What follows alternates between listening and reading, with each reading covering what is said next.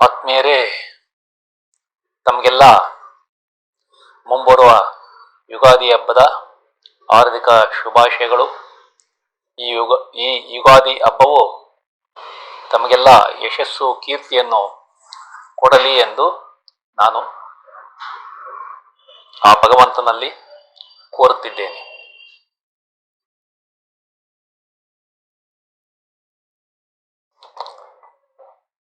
ಆತ್ಮೀಯರೇ, ತಮಗೆಲ್ಲ astro secret by Shiva ಚಾನಲ್ಗೆ ಆತ್ಮೀಯ ಸ್ವಾಗತ.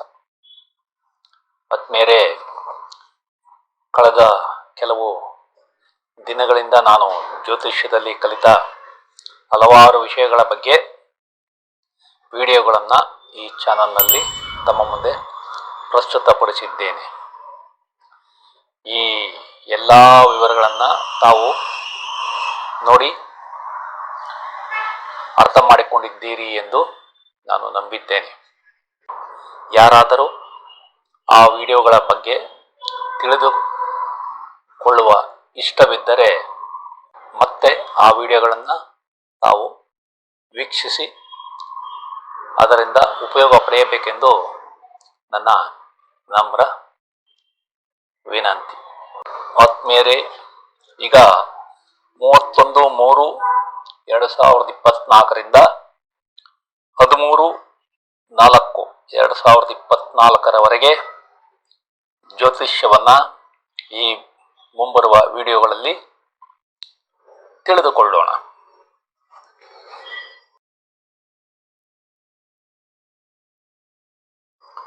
ಈ ಭವಿಷ್ಯವನ್ನ ತಿಳಿದುಕೊಳ್ಳುವ ಮುಂಚೆ ಈ ವಿಶೇಷ ಸೂಚನೆಗಳನ್ನು ತಾವು ತಿಳಿದುಕೊಳ್ಳಬೇಕು. ರಾಶಿ ಚಕ್ರದಲ್ಲಿ ನವಗ್ರಹಗಳ ಸಂಚಾರದ ಮೇಲೆ ಪ್ರತಿಯೊಂದು ಲಗ್ನ ಅಥವಾ ರಾಶಿಗೆ ಈ ಭವಿಷ್ಯ ಕೊಡಲಾಗಿದೆ. ಒಂದು ಗ್ರಹದಿಂದ, ಉದಾಹರಣೆಗೆ ಗುರು ಅಥವಾ ಶನಿಯ ಸಂಚಾರದ ಮೇಲೆ ಭವಿಷ್ಯ ಹೇಳಲಾಗುವುದಿಲ್ಲ. ಪ್ರತಿಯೊಂದು ಗ್ರಹವು ನಮ್ಮ ಭವಿಷ್ಯಕ್ಕೆ ತನ್ನದೇ ಆದ ಕೊಡುಗೆ ನೀಡುತ್ತದೆ.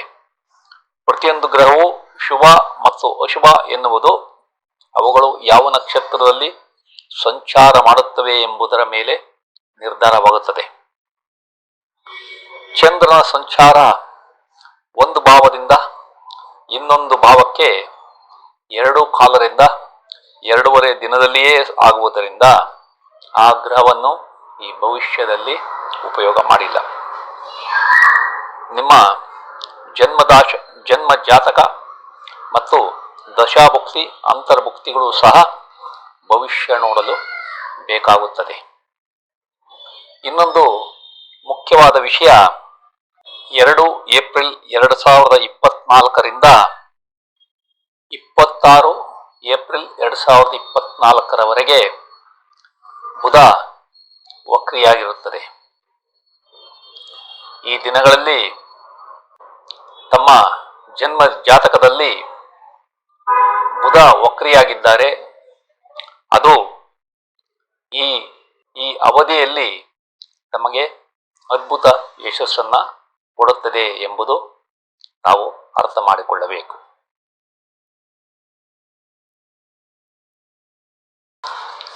ಆತ್ಮೀಯರೇ, ಈಗ ಧನುರ್ ರಾಶಿ ಅಥವಾ ಲಗ್ನದ ಬಗ್ಗೆ ತಿಳಿದುಕೊಳ್ಳೋಣ. ನಿಮಗೆ ಕೆಲಸ ಮಾಡುವ ಹುಮ್ಮಸ್ಸು ಚೆನ್ನಾಗಿರುತ್ತದೆ. ನಿಮ್ಮ ಬುದ್ಧಿಮತ್ತೆ ಚುರುಕಾಗಿದ್ದು ಓದುವ ಹಂಬಲ ಕೂಡ ಚೆನ್ನಾಗಿರುತ್ತದೆ. ಈ ಅವಧಿಯಲ್ಲಿ ಧೈರ್ಯ ಕೂಡ ಚೆನ್ನಾಗಿರುತ್ತದೆ. ನಿಮ್ಮ ಪತ್ರ ವ್ಯವಹಾರಗಳು ಯಶಸ್ಸನ್ನ ಕೊಡುತ್ತವೆ.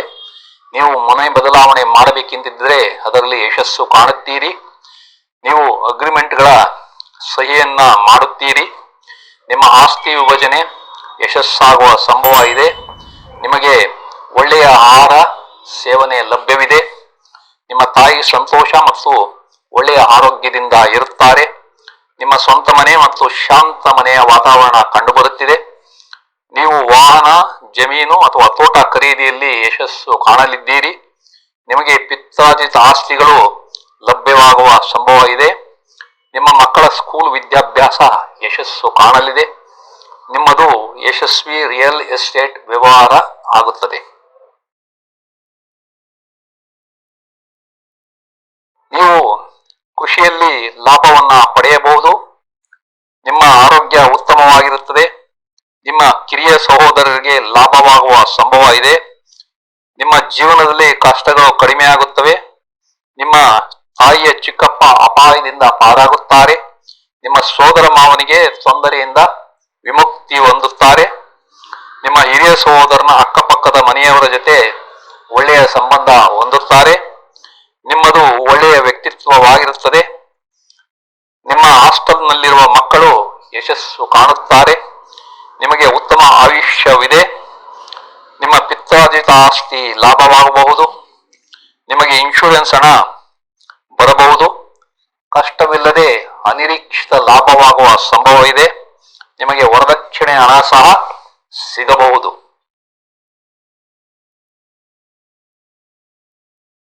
ನಿಮ್ಮ ವಿದೇಶದಲ್ಲಿನ ಹಣಕಾಸಿನ ವ್ಯವಹಾರ ಯಶಸ್ಸು ಕಾಣುತ್ತದೆ. ನಿಮಗೆ ಯಾವುದಾದರೊಂದು ಬಹುಮಾನ ಸಿಗುವ ಸಂಭವ ಇದೆ.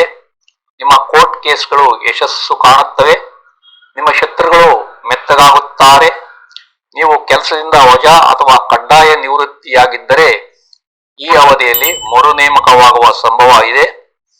ನಿಧಾನವಾಗಿ ಸಾರ್ವಜನಿಕ ಗೌರವ, ಹೆಸರು ಮತ್ತು ಖ್ಯಾತಿ ನಿಮ್ಮದಾಗುತ್ತದೆ. ನಿಮ್ಮ ಜವಾಬ್ದಾರಿಗಳು ಹೆಚ್ಚಾಗಿದ್ದರೂ ನಿಧಾನವಾಗಿ ಯಶಸ್ಸು ಕಾಣುತ್ತೀರಿ.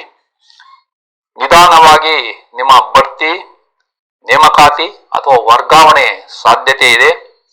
ನಿಮ್ಮ ತಂದೆಯ ಆಸ್ತಿ ಸಿಗುವುದು ತಡವಾಗಬಹುದು.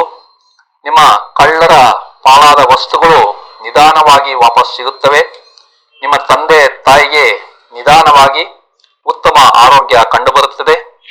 ನಿಮ್ಮ ಮದುವೆ ನಿಶ್ಚಯ ನಿಧಾನವಾಗುತ್ತದೆ.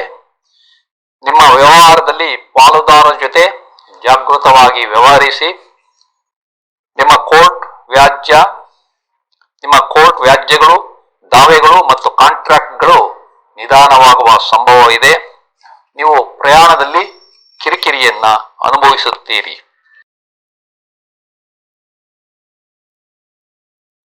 ನಿಮ್ಮ ವಿದೇಶದಲ್ಲಿನ ಸಂಬಂಧ ಮತ್ತು ಯಶಸ್ಸಿನ ಬಗ್ಗೆ ಹುಷಾರಾಗಿರಿ. ನಿಮ್ಮ ದೀರ್ಘಾಯುಷ್ಯಕ್ಕೆ ತೊಂದರೆ ಕಂಡುಬರುವ ಸಂಭವ ಇದೆ. ನಿಮ್ಮ ತಂದೆಯ ಸ್ನೇಹಿತರೊಂದಿಗೆ ಪಾಲುದಾರಿಕೆ ನಿಧಾನವಾಗುತ್ತದೆ. ನೀವು ಸಮಾಜದಲ್ಲಿ ಈ ಅವಧಿಯಲ್ಲಿ ಮುಕ್ತವಾಗಿ ಬೆರೆಯುವುದಿಲ್ಲ. ನಿಮ್ಮ ಹುಚ್ಚುತನ, ಜಿಪುಣತನ ಜಾಸ್ತಿಯಾಗಿ ಆತಂಕಗಳು ಹೆಚ್ಚಾಗುತ್ತವೆ. ನೀವು ಸರಿಯಾದ ಸಮಯಕ್ಕೆ ಊಟ ಮಾಡಲು ಆಗುವುದಿಲ್ಲ. ನಿಮ್ಮ ಕಾಯಿಲೆ ಉಲ್ಬಣವಾಗುವ ಸಂಭವ ಇದೆ. ನಿಮ್ಮ ತಂದೆಯ ವ್ಯಾಪಾರ ಅಥವಾ ಕೆಲಸದಲ್ಲಿ ತೊಂದರೆ ಕಂಡುಬರುತ್ತಿದೆ. ನಿಮ್ಮ ಹಿರಿಯ ಸಹೋದರರಿಗೆ ಆರೋಗ್ಯದಲ್ಲಿ ತೊಂದರೆ ಬರಬಹುದು. ಇದರಿಂದ ನಿಮ್ಮ ನೆಮ್ಮದಿ ಕಡಿಮೆಯಾಗುತ್ತದೆ. ನಿಮ್ಮ ವ್ಯಾಪಾರದಲ್ಲಿ ಅಥವಾ ಕಚೇರಿಯಲ್ಲಿ ಬಾಕಿ ಬರಬೇಕಾದ ಹಣ ಬರದಿರಬಹುದು. ನಿಮಗೆ ಕಾರ್ಮಿಕರಿಂದ ತೊಂದರೆ ಬರಬಹುದು. ನೀವು ಸಾಲಕ್ಕೆ ಪ್ರಯತ್ನಿಸುತ್ತಿದ್ದರೆ ಅದು ಸಮಸ್ಯೆಯಾಗಬಹುದು. ಬಾಡಿಗೆದಾರರಿಂದ ಕಿರಿಕಿರಿ ಅನುಭವಿಸುತ್ತೀರಿ. ನಿಮ್ಮ ಮೊದಲ ಮಕ್ಕಳ ಕೆಲಸದಲ್ಲಿ ತೊಂದರೆ ಕಂಡುಬರಬಹುದು.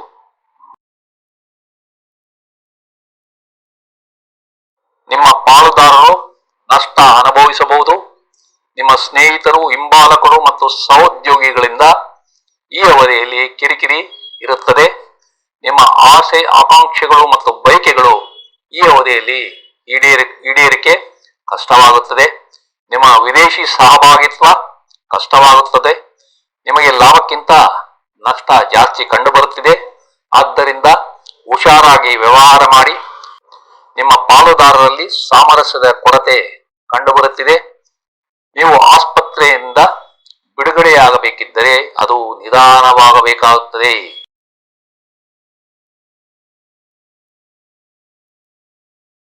ಆತ್ಮೀಯರೇ, ಈ ಎಲ್ಲಾ ವಿವರಗಳು ನಮಗೆ ಇಷ್ಟವಾದರೆ ಈ ಚಾನಲ್ ಅನ್ನ ನಮ್ಮ ಬಂಧು ಮಿತ್ರರಿಗೆಲ್ಲ ಶೇರ್ ಮಾಡಿ. ಅವರು ಸಹ ಈ ಚಾನಲ್ಗೆ ಸಬ್ಸ್ಕ್ರೈಬ್ ಆಗುವಂತೆ ಮಾಡಿ ಪ್ರೋತ್ಸಾಹ ನೀಡಬೇಕೆಂದು ತಮ್ಮಲ್ಲಿ ಕಳಕಳಿಯಿಂದ ಕೋರುತ್ತಿದ್ದೇನೆ. ವಂದನೆಗಳು.